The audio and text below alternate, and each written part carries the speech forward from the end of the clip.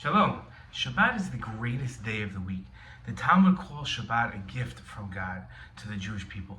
There are two attitudes that differ widely when it comes to Shabbat. There are those who unfortunately resent Shabbat and see it as a day of no's. They view Shabbat as a day full of prohibitions. The other attitude sees Shabbat as a day to optimize time with friends, family, and building a stronger relationship with God through prayer and study. In our Torah portion, the importance of Shabbat is addressed. The pasuk says, God spoke to Moshe and said, "Speak to the Israelite people and say, you must keep my Shabbat, for this is a sign between me and you throughout the ages, that you may know that I, God, have consecrated you." Now, in his commentary to this verse, Sforno connected Shabbat to the tabernacle, and he wrote the following: "Even though it was I, God, who commanded you to build the tabernacle and to construct all its accessories, and it is to serve as a residence for my presence, this commandment does not override the restrictions associated with proper observance of the Shabbat." And in his second comment on this verse, Sforno explained the importance of observing Shabbat while juxtaposing Shabbat with the tabernacle and speaking in God's voice. He wrote the following: "Shabbat is a symbol, serving as a reminder of our mutual relationship. If you were to ignore this symbol by building a residence for me on this day, there would be no point in doing so, as I would not take up residence in that tabernacle."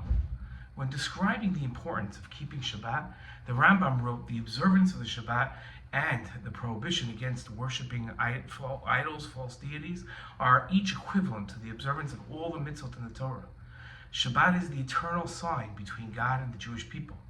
Now Rambam continued, "For this reason, whoever transgresses the other mitzvot is considered as one of the wicked of the Jewish people.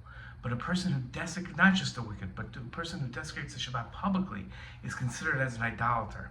Both the idolater and the Shabbat desecrator are considered to be equivalent to Gentiles in all regards. Therefore, our prophets praise Shabbat observance, as Isaiah said, 'Happy is the man who does the following and who holds mortal, who holds fast to it, who keeps the Shabbat without desecrating it.'" In his explanation of the spices that we smell at Havdalah at the conclusion of the Shabbat, the Rambam wrote, "Why is the blessing recited over the spices on Saturday night? Because the soul is forlorn by the reason of the departure of Shabbat. Therefore, we gladden it and settle it with a pleasant fragrance." I'm not sure what a forlorn soul means, but those that appreciate Shabbat know the sad feeling that comes at the end of Shabbat.